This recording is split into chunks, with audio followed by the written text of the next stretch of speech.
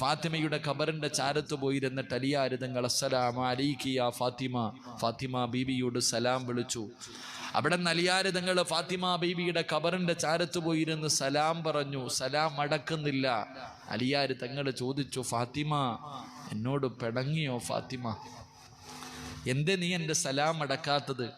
മണിയറയിൽ പിണങ്ങിക്കിടക്കുന്ന, കിടപ്പറയിൽ പിണങ്ങിക്കിടക്കുന്ന ഭാര്യയുടെ പിണക്കം മാറ്റുന്നത് പോലെ അലിയാർ തങ്ങൾ തൻ്റെ ഭാര്യയുടെ ഖബറിന്റെ ചാരത്ത് ഒന്നാമത്തെ രാത്രി പോയിരുന്നിട്ട് ചോദിക്ക, എന്തേ ഫാത്തിമ നീ എൻ്റെ സലാം അടക്കാത്ത? എന്നെ മറന്നു ഫാത്തിമ?